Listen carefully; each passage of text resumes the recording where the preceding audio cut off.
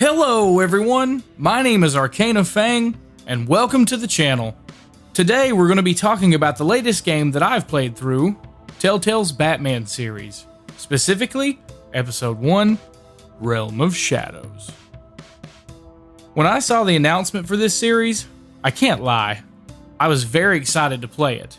As someone who fell in love with The Wolf Among Us, I was very happy that Telltale was going to be taking a shot at making a Batman game.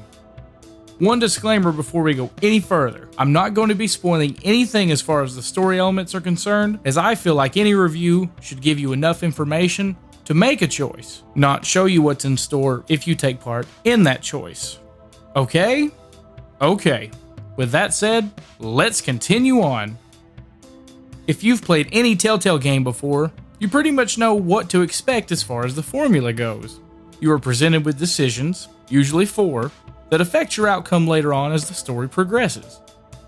At the beginning of the game, you are presented with on-screen prompts that help you, as Batman, take care of some mercenaries looting the City Hall of Gotham. While the Cape Crusader is whooping all sorts of mercenary ass, the player is building up a Batman-shaped meter. The purpose of this meter is to stimulate how much the opposition is actually afraid of Batman. While this mechanic isn't necessarily new or groundbreaking, it does fit very well into the whole machination of Batman and how he operates. Likewise, the more prompts the player succeeds in, the more the meter fills up, allowing for a successful pass through the scenario at hand. Speaking of mechanics, the charm of this Telltale title, aside from the different and compelling narrative, is the duality between Bruce Wayne and Batman.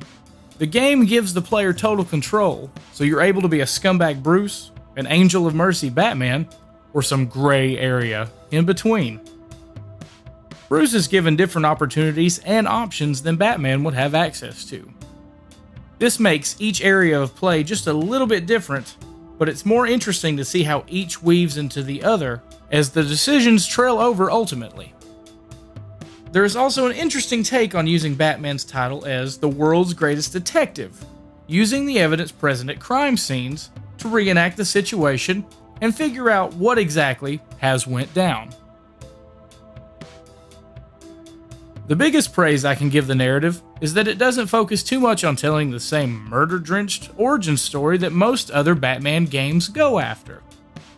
Instead, it briefly touches on it and allows the player to use Bruce's past to their advantage or to their dismay. This is compounded by the different continuity of the story, as there are different circumstances to the villains and what drives them to perform their evil acts. As far as the graphics go, I played on the Xbox One version, and the graphics weren't breathtaking or fluid by any means, but in most Telltale games, this is easily overlooked. While I was playing the game, taking in the story, I didn't immediately notice a frame drop or a chugging feeling during a scene. The action sequences are both fast when they need to be and slowed down to emphasize the actions and reactions of Batman. The voice cast is phenomenal, and they really bring the nuances of these characters to the forefront of the story. The music is a bit reminiscent of past Batman films, taking big cues from the Dark Knight trilogy, with those big swelling horns in the style of Hans Zimmer. Episodic games can either be a great thing or a horrible thing, based on your preference. For me, I never really sink time into games like I used to, so these episode games are great for me. The title captivates me for the moment, and while I want to continue the story, I'm fine with taking these bite-sized chunks at a time. If you're the kind of gamer that loves to just pour all sorts of time into a title, then this game may frustrate you, as Telltale games are structured like this. To sum up everything, we've got 4 key points of this review: story, gameplay, experience, and should you buy it. As far as story goes, this title is shaping up to be great. Not only can you control what kind of Batman and Bruce Wayne you end up becoming, but you ultimately control how others interpret you, such as the villains, your allies, and the city in general. Gameplay isn't overly complicated. You mostly follow on-screen prompts to battle enemies, make choices for your dialogue options, and sometimes pick one path or the other. This simplicity serves to assist the story, instead of subtracting from it. The experience of this game is both typical and non-typical Batman. Bruce usually handles situations involving social events, and while some could argue that this isn't nearly as fun as the Batman action sequences, it can be a much harder fight, depending on what kind of image you want to paint. Each time you make a decision, it changes the outcomes and decisions you can make later on. The title does attempt to make your choices important, and I feel it does this very well.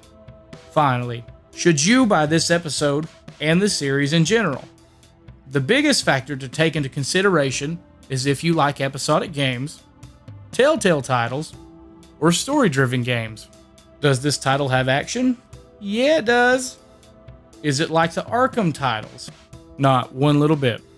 As a lover of story games, and especially ones where the experience is different every time you play through, I highly recommend at least giving this episode a try. Well, that's all the time we have for today for this review of Telltale's Batman series, Episode 1, Realm of Shadows. Like and subscribe for more gaming content. Please stick around for the subsequent reviews of each episode as they come out, and the series as a whole. My last note of wisdom is that it's okay to pick silence when you have that choice. It is a very valid option, and you would be surprised at what kind of outcome you can get taking the silent route.